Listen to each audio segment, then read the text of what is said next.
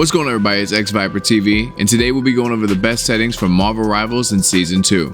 Now, we've covered this before, but there has been some changes to Marvel Rivals settings that are going to help improve your gameplay, are going to help improve your FPS, and they're going to help improve the load time of you actually getting into the game. So let's go over it. The reason why FPS is so important in Marvel Rivals or any first-person game is because the more frames you have, the faster you see people on game. So for example, if you're on 60 FPS, you're going to see people a lot slower than if you're on 120 FPS. You do have an advantage. So you do want to make sure your settings are set properly in order to get the most FPS possible. Now, the other thing is it's easier for you to aim. You have less stutters, you have less jitters, and overall just a better experience in gaming when it comes to FPS and competitive shooters. Now, there's a couple things that were changed, and we're going to go over some things. Now, if some of these things look like the last video, I'm just going over to cover it just in case anyone that did not watch the last video and needs to actually set their settings up for the first time. So we're going to come in here.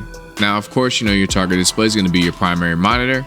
Unless you want to game on a different monitor, I'm going to be gaming on my primary monitor. Now, borderless window, you can either put full screen or borderless window. Normally, when you're trying to get the most frames possible, you're going to want to be on full screen. But being that Marvel Rivals does run on DirectX 12, borderless window is fine because DirectX 12 isn't actually full screen. It's windowed. So borderless window is fine. Now, if you're on a Nvidia card, you're going to want to run Nvidia DLSS. If you're on AMD, then you're going to want to select this one, the AMD FSR3. I'm on Nvidia, so I'm going to be here. Your super resolution mode, I put that to performance. And the reason why I put that to performance and not ultra performance, once you start going to ultra performance, things start to look a little bit blurry. I don't like the blurriness, even though it's going to give me better frames, but it's not going to give me that much better frames in order for me to deal with the blurriness and not be able to see who I'm shooting. Now, the super resolution sharpening, this is normally at 80. What I have seen, my frames have been dropping here, and I've been getting,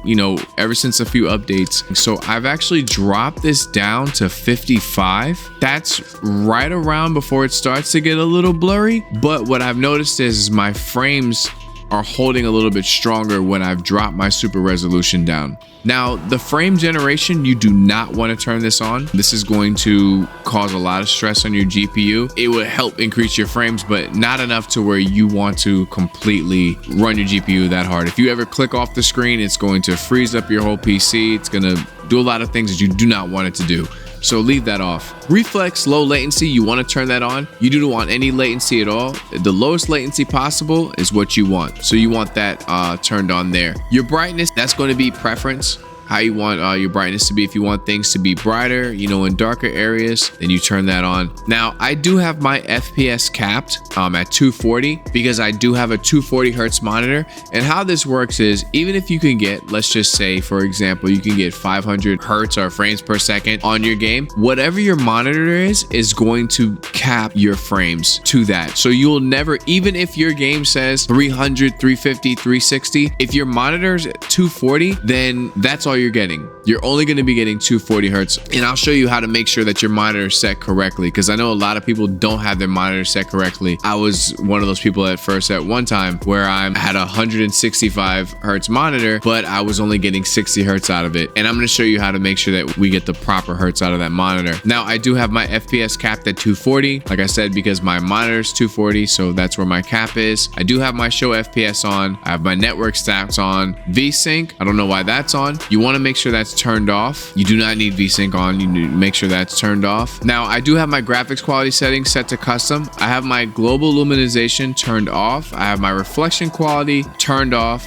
My model detail set to performance, and everything else is set to low. If you're going for competitive and you want the best frames possible, you want all of these things to be set to low here. Now, a few things like shadow detail and, model detail, there's a few things that you can turn up and change just for preference if you want to sacrifice a little bit of your FPS. But if you're looking for the most competitive edge, then you want all this stuff set to low. You want all these things turned off here. Now, a couple of other things that you're going to make sure is set, you want to, make sure your volume set to whatever your preferences are for here. I do have music turned off. That way I can hear more footsteps. My combat mix, I have my mix set to focus. Now what focus is going to prioritize certain sounds of like people flanking and diving. You're going to hear those footsteps a lot better. And that's what that does. Immersion is good too as well. That's going to like give you the full immersion of the sound, but you're going to hear everything. So I do have mine set to focus. The other audio cues I do have on is the KO sound cue. I have announced when a teammate is KO'd and when the enemy's KO'd, and it'll make a different sound when your teammates go down and one of the enemies go down. That way, if you're not necessarily looking at the kill feed, you're kind of locked in, you can get those audio cues to kind of know what's going on. When you start hearing your teammates dropping and you're kind of in a fight, then you need to back up. Or if you're in a fight and you start to hear the enemies dropping, you can push forward and you can take more space. All of this, your mouse speed, horizontal sensitivity, vertical sensitivity, all that's going to be preference. The one things if you're on M&K that you do need to change is going to be your mouse smoothing. You want to turn that off. Mouse acceleration, turn that off. And then you also want to turn raw input on. This is going to make sure that any input that you put into the game is going to be absolutely your input. You don't want the game, putting any acceleration on, because you'll have inconsistencies with that. If I move my mouse like this, then my mouse will move a certain distance. If I move it faster, then it's going to go further because of mouse acceleration and mouse smoothing. So you want to make sure that's turned off. That way, just in case you ever have to move, fast with your mouse, you're moving the same distance regardless of how fast you move your mouse. So you want to make sure that's turned off. All your reticle stuff, that's going to be preference. I personally just use a dot preference. Like I said, whatever helps you aim better. All this is going to be preference too as well. Now, something that you do need to do is come into your accessibility, and you're going to want to change your colors here. Now you can change your colors. There's a lot of different colors you can change it to. You don't necessarily have to do a lot of games. You'd have to go and change your colorblind mode, but you don't have to change your colorblind mode. It changes everything. All you need to do is come in here and you can change your enemy color and your allies colors. I have my allies color set to default because not necessarily do I need to see my allies right away, but I do need to see when an enemy's popping up. And that's why I have them set to yellow. Yellow is one of the easiest colors for the eyes to see, except for green. So I do have my reticle set to green, and then I have the enemy set to yellow. That way when an enemy pops up on my screen, I see that my eyes go to it instantly, and that's why it's set there. Another thing that they implemented to this game that you need to change is you see here this thing that says experimental switch shader compilation mode. This is experimental mode, but you're going to want to cut this on. Now I'm going to read to you what it says. After enabling switch shader compilation mode, shader compilation will only occur during the first game launch after a game version or graphics driver update. This feature can significantly reduce memory usage and minimize in-game stuttering, especially on systems with 16 gigabytes of RAM or less. However, if you're using a lower end CPU in combination with AMD frame generation, you may notice occasional additional stutters with this feature enabled. Please note, this is an experimental feature. If you encounter any issues during use, our support team is standing by ready to assist. Now, you definitely want to cut this on. The reason why, if you notice every time you get on this game, you're always compiling shaders.